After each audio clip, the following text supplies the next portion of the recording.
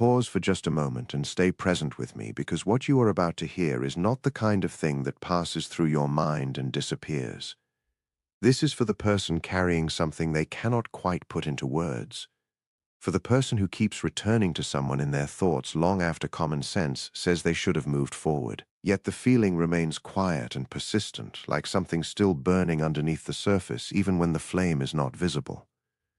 And here is what makes it strange. It does not always arrive with intensity.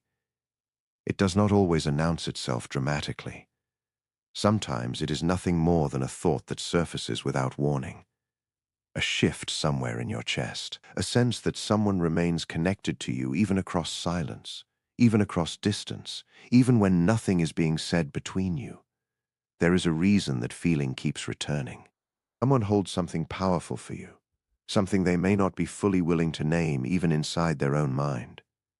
But the bond itself feels restrained somehow, like it is moving against resistance. And that tension changes everything, because when a connection carries the feeling of the impossible, it does not always weaken. It often intensifies inside the two people living it. So stay with this, because what lies beneath the distance, the mixed signals and the strange persistence of this connection is far more layered than it first appears. And if any of this feels like it is speaking directly to your situation, that is not a coincidence. There is someone in your world who does not feel ordinary things about you. Not lightly, not casually, not in a way that arrives on a Tuesday and dissolves by Thursday. What they feel goes deeper than that. It moves quietly and constantly, with more weight than they are comfortable carrying or admitting. In the beginning, you may have been simply another person in the landscape of their life. Then you became someone worth noticing. Then someone they respected. Then someone they trusted without entirely meaning to. And somewhere in that progression, before they had time to catch themselves, you became someone they cannot stop returning to in their mind. That trajectory is what makes this so complicated. The connection did not form out of convenience or boredom. It formed from recognition, from something in you that reached something in them. And that is precisely why the energy between you feels so charged even now. What stands between you and the movement you might expect from that kind of feeling is not an absence of emotion. It is circumstance. It is timing. It is responsibility. It is fear. Personal history. Existing commitments, social expectations, and the kind of weight that makes a person hesitate even when their heart is pointing clearly in one direction. So, if the energy between you has felt undeniably strong while the actual movement has felt almost paralyzed, this is why it is not always because someone cares too little. Sometimes it is because they care in a way that frightens them, because one genuine step forward would shift more in their life than they currently feel prepared to shift. What you need to understand first is that this person is not in conflict with you. They are in conflict with themselves. Every morning they wake up with you already somewhere in their awareness, and almost immediately they begin working against that awareness. They turn over small moments from your time together. They hear echoes of things you said. They remember the particular feeling of being truly seen by you, and then they pull back from all of it because wanting you feels like a threat to the structure they have built around themselves. For some, that structure involves existing emotional commitments. For others, it is built from family expectations, cultural pressure, personal values, or a version of their life they agreed to follow before they understood what they were agreeing to. The deeper issue is often not that they do not want the connection. It is that the connection holds up a mirror to parts of their life that no longer feel honest, and that is an uncomfortable thing to look at. So, they stay quiet. They hold everything in. They observe instead of speaking. They retreat when their instinct is to reach. And silence from the outside can be deeply misleading. It can look like calm. It can look like indifference. It can look like someone who has simply moved on. But silence is very often not emptiness. It is overflow. It is what happens when a person is carrying more than they can safely express and has no adequate container for any of it. If they appear controlled, do not take that as evidence that the interior is empty. What appears as stillness on the surface is frequently covering something far more turbulent underneath. This is where the tension begins compounding, because the more someone works to suppress what they feel, the more that feeling tends to consolidate rather than dissolve. Restrained emotion does not always fade quietly over time. Sometimes it condenses. It becomes more concentrated precisely because it has no outlet. Every moment they stop themselves from reaching out. The bond does not weaken. It sinks deeper. Every time they choose restraint over honesty, the internal pressure increases. Every time they perform indifference, the truth underneath pushes back harder. This is why you may have experienced strange waves with this person. Moments where they felt emotionally close, even with nothing being said. Moments where they seemed distant and yet somehow still present in a way that was hard to define. Moments when you found yourself thinking about them without any clear trigger.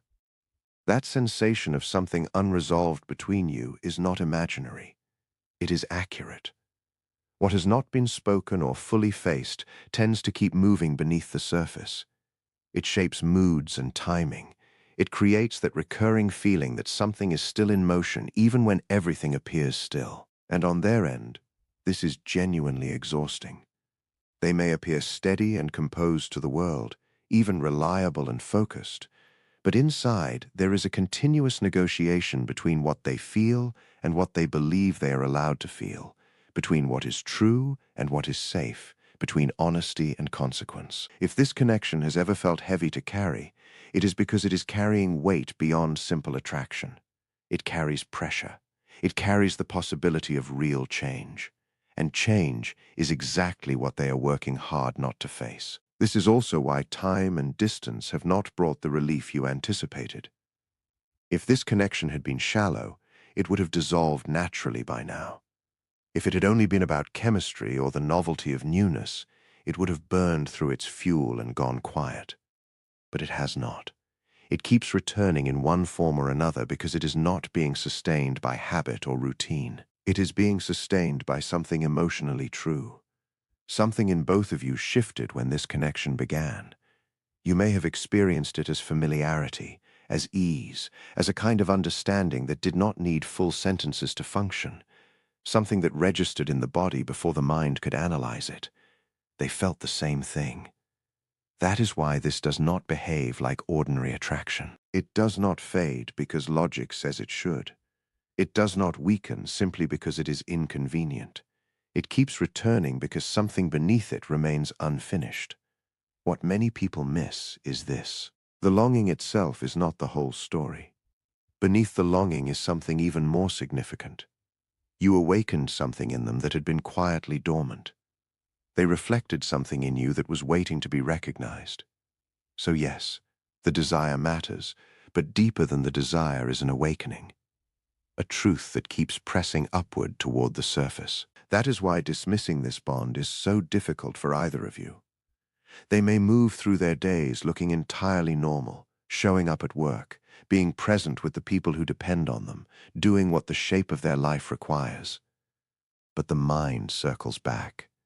The heart returns to what made it feel alive. They remember how uncomplicated things felt in your presence, how understood they felt without having to translate themselves. They remember small moments that should not have carried much significance but somehow did. And that is exactly what unsettles them, because once someone has been genuinely seen at that level, they cannot fully go back to accepting shallower versions of connection and pretending that is sufficient. This is the private cost of choosing to hold back. What gets suppressed does not disappear. It surfaces differently, as restlessness, as a vague emotional distance from people and places that used to feel familiar, as quiet dissatisfaction with choices that once seemed stable, as questions that were not present before. Why does something feel tight? Why does a life that looked right from the outside no longer feel right from the inside? Why does a kind of emptiness keep showing up in spaces that used to feel full? And whether they say your name directly or not, you become part of those questions. You become a silent comparison between the life they are living and the truth they have felt. If you ever wondered whether this bond changed them in some way, the answer is yes. Quietly, perhaps invisibly, but genuinely, it changed what they can comfortably accept. It changed what they can honestly ignore. It changed what feels real to them. And shifts of that kind rarely fully reverse. You are changing too. That is the second layer of what this experience is doing. This connection has not only been pulling something out of them, it has been waking something in you as well. Since this person entered your life, you may have noticed that your tolerance for certain things has quietly dropped. What once passed as enough now feels thin. What once looked like real connection now looks more like surface contact. What once seemed like affection now feels like a pale version of it. You are becoming more sensitive to what genuine depth actually feels like. And once that sensitivity develops, settling becomes much harder to do. That is part of why releasing this has felt complicated. It is not only about the person. It is about what the connection pointed you toward. It showed you what your heart is capable of feeling. It showed you the difference between being given attention and being truly recognized. It clarified what actually nourishes you at an emotional level. Not every powerful connection arrives to become a relationship immediately. Some arrive first to do something more interior. They sharpen your awareness. They raise your standard. They make you less willing to negotiate away the things that genuinely matter to you just to hold on to someone. So if you have been caught between longing and growth, understand this.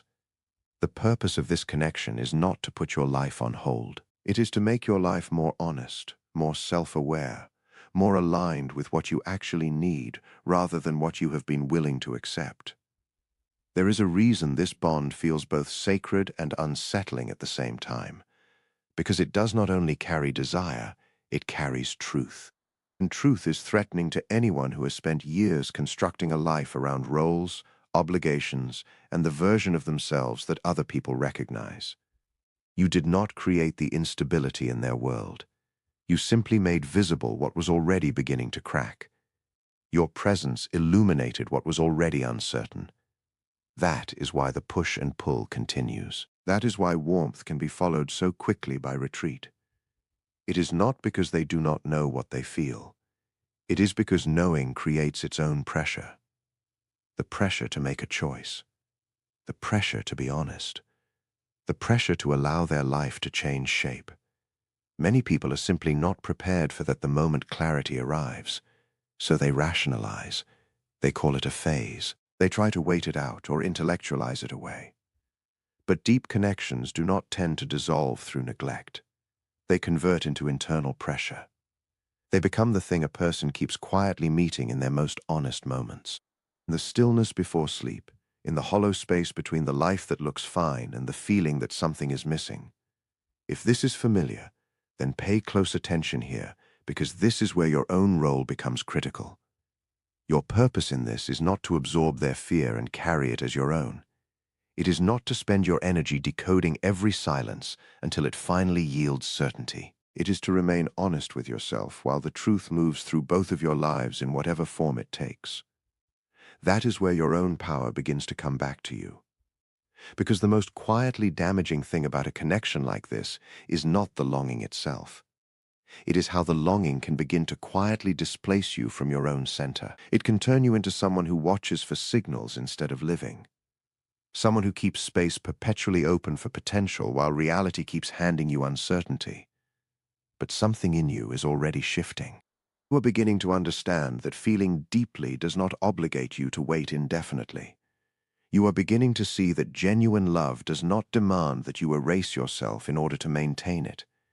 You are learning that intensity is not the same thing as readiness, and that mystery is not the same thing as compatibility. You can care about this person and still remain rooted in yourself. You can acknowledge the bond and still refuse to build your entire emotional future around someone else's unresolved conflict. You can hold compassion without holding yourself permanently available to half-presence and ambiguity. That is not coldness. That is honesty. That is what this experience is slowly making possible in you. When you begin to hold the connection from that place, something changes. The bond may still carry meaning, but it stops operating as something that controls you from the inside. It becomes something you can understand and hold clearly rather than something that consumes your entire inner landscape. And from that place, you no longer have to chase answers. Truth reveals itself through behavior over time, through consistency, through choices made in real life rather than in carefully managed silence. If this connection is ever going to become something real and mutual in the actual world, it will require more than the feeling alone, more than chemistry, more than that particular ease that exists between you.